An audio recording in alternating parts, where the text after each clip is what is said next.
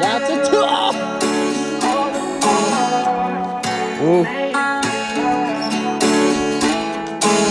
You keep on pulling me in with all those lies that you said. You claim to be the one with the thicker skin. It's taking me so long to figure out where we even stand. This love got me so tied up. You got me hypnotized. Uh-huh.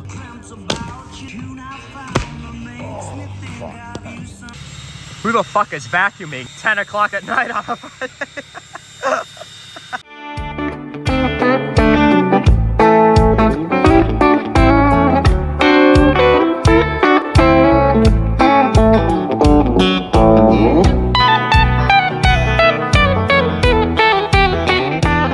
So, ladies and gentlemen, we're in the middle of trying to find a massive coolant leak, and this has already been an enormous pain in the ass. This car went to Seacoast. I actually had them put the engine belly pan back in, which sucks now because it's all in the way. And then there's this metal bracket that covers absolutely everything that I need to see. T27s, and then the aluminum pan, 13 millimeters. But let me show you what we're working with. I noticed the other day that it was just absolutely streaming coolant, and I found the source. Oh, it's on my hand now, but it's coming from above the alternator over here.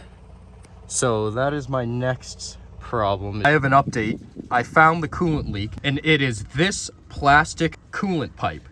The alternator is water cooled. This one is cracked, or the O-ring is bad. I can finally see it. And to access that, you have to remove the inlet turbo piping connected to the diverter valves. With that, blocked by the fender liner, the intercooler duct, the aluminum pan, the engine pan. It's just fucking ridiculous. But at this point, I'm now just going to change the diverter valves on either side. I'm probably going to do the intake plenum. As you can see, we've got quite the list for all three vehicles. Yes, the channel has not mentioned this one yet. There's no surprise to my friends, but hopefully I get the chance to show you more on that. Say hi, buddy.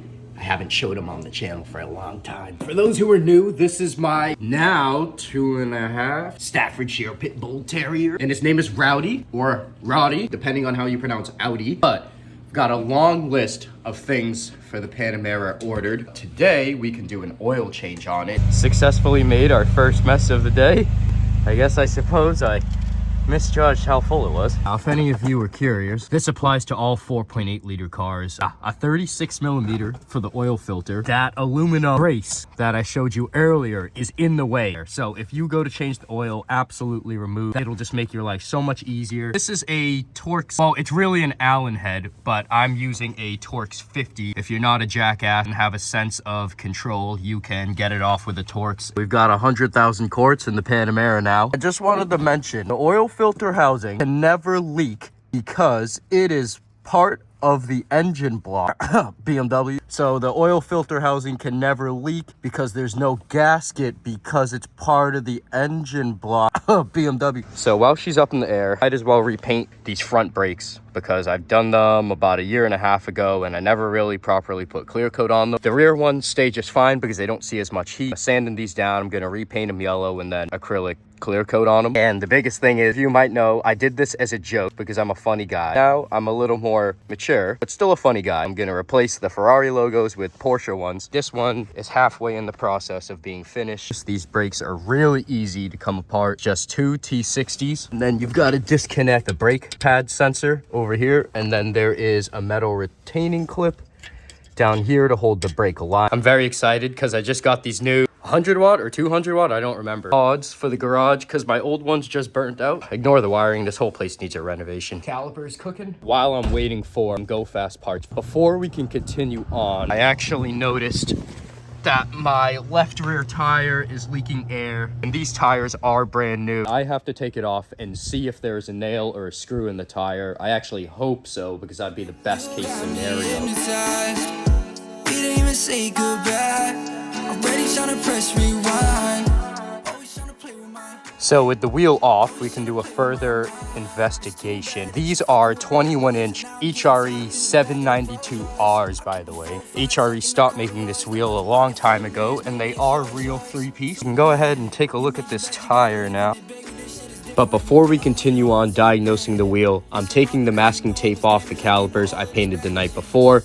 They're pretty heavy and awkward to hold, so you've got to be careful putting them on. Again, there's these 2 bolts that hold it on, and then remember to reconnect the brake pad sensor and the brake hose retaining clip, again on the other side. It's a pretty tedious process, but all the little details matter. And before I finish bolting them on, I'm going to wipe it down because you touch them a fair amount when you attach them. Again, remember the brake pad sensor and the brake hose retaining clip. 2 more bolts holding it on, and they're back together. We're here with the left rear. I'm spraying it down. I just checked the rear bead and I checked the front bead too. And I actually sprayed the center of the wheel because I guess it's possible that the wheel could be leaking. So I have found the problem. Very minuscule, but if you zoom on the valve stem, it is bubbling. I do suspect this is the original. So I hope they make the valve stem. Did some more research and it looks like you can pretty easily get 90-degree valve stems. So that will be my solution for this. As you'll see later in this series, unbeading this tire actually proves quite difficult because there is a TPMS sensor right in the middle of the barrel, making it very difficult to unbead the low profile tire. Fix that problem. So I have all the parts to make the Panamera running again. I originally started this project because a coolant line blew. We might as well just go all out. I was going to put it back together to at least make it running and driving, but I don't have the diverter valves yet. I was gonna take off the front bumper and at least put in the BMC air filter. I've always wanted to wrap my intake ducts or intake pipes, whatever they are, and shielding tape. So that's what I've decided to do. Now this process is actually incredibly difficult and tedious. Normally this material is applied to even diameter pipe, but here I'm working with tapers and bends, so you want to cut that heat tape in narrow strips to get it around all those different curves. So we finished wrapping 2 of the turbocharger inlet ducts. There's actually 6 pipes in total, but there's 2 main ones that I'd like to do, and to get those off you have to take the front bumper off, which is fine because I actually have to take the front bumper off, put in the BMC air filter anyway. We'll start removing the bumper by disconnecting the washer fluid hose and also the corner marker. The washer line is only on one side, and there's just this plug right here. To remove the bumper is a pretty standard process. All my bolts are already out at the bottom. There's a bolt on each corner of the fender and a plastic molding up top with some bolts underneath. There's these metal retainers at each corner that you pull out, and then you can remove the wiring loom harnesses on each corner. The intake ducts are just hose clamps and a couple bolts holding on the air box. Remember to remove your home link connection and the air box comes right out. But as you'll see later on, this actually proved incredibly difficult because every single one of these screws were broken and corroded inside of the air box. There's 8 of them in total and only 1 managed to come out without a problem. But here we can finally expose the old air filter, which is quite crusty and old, and I'm glad I'm replacing it. But wait until you see this new BMC air filter. It's pretty cool. New air filter. Let's see what she looks like. This is gonna be the first unboxing. I've never seen one of these before, and I've heard good things about them. Nice. Nice. Thank you, brother. Be safe. Wow. That is actually a great looking filter. It's a shame that nobody will see it. Now we're just gonna drop her in.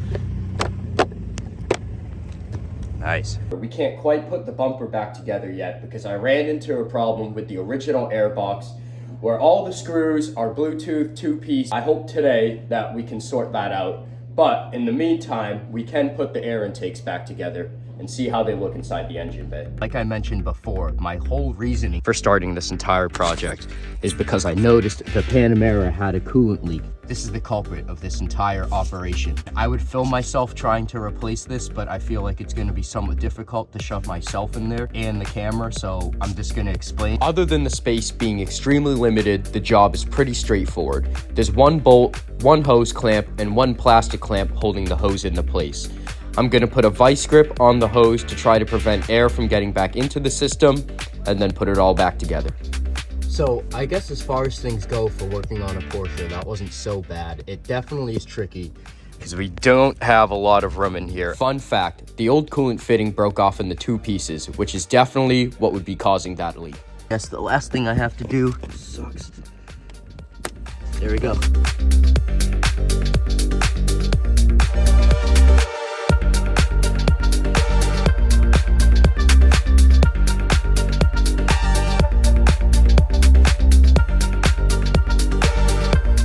These are proving incredibly difficult to snap back together. I don't know what about the seal is so tight. I mean, I guess I can appreciate them not wanting a boost leak, but God almighty. So I'm not fully finished with the job because these last remaining ducts going straight into the turbos are proving incredibly difficult. On either side, I am having just the most difficult of times. So before I get ridiculed in the comments, I know that this pipe that isn't wrapped is probably the most important because it's closest to the exhaust manifold, and then a couple of other things to connect, like down here, an air line hose thing. So as far as the air box is concerned, I didn't have any luck today trying metric screw and tool. They didn't have any of the bolts that I needed, but luckily Amazon did. So a minor setback, but hey, things happen.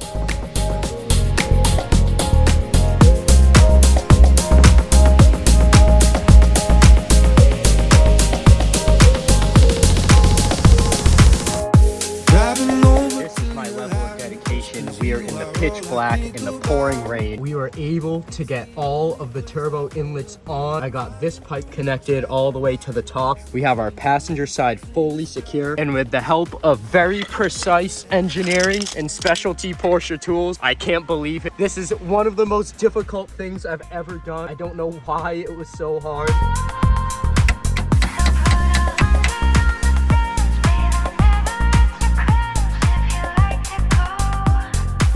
I probably belong in a mental institution, but we have our driver's side fully connected. That seam to the turbo is tight. This is probably the 4th time I've said this. These are incredibly difficult to put back together. I feel like she's tight. We've got a bolt over there. We're mounted up at the top here. Hopefully we don't have any boost leaks. I think at this point I can actually try and start the car, but actually what I did remember, there is this. I just got that hose connected, so that's great news. Remember, we're waiting for these bolts for the air box. Oh my goodness, I cannot believe this. And look at this, it is pitch black outside. It is pouring rain. It's just incredible business.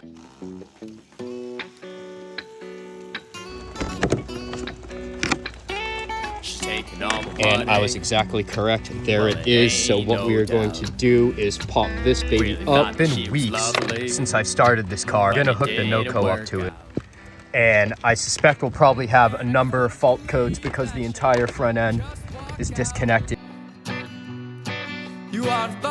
Let's try it. I have no idea what's gonna happen here. Actually, before I forget, I should probably put a little bit of coolant in here. And I suspect, yeah, very low. Hopefully I don't spill this everywhere. I can't believe I'm doing this with one hand. There we go. She's just at the halfway mark. And we'll go a little over.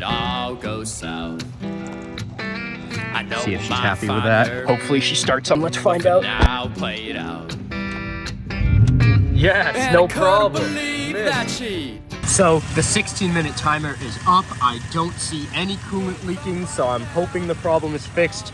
We now know the car starts. I can continue doing everything else, all the fun stuff I call it, so I'm gonna shut her down. Because the suspension is not happy right now, which is weird because I did put it in service mode. I'm not sure exactly why it's giving me a problem, but the coolant temperature is staying normal. Obviously the oil temperature hasn't gotten up yet, but we have oil pressure, so that's also a good thing. A few more things to sort out, sending the cows home or whatever the fuck they say. And even more exciting news, this is my IPD intake plenum.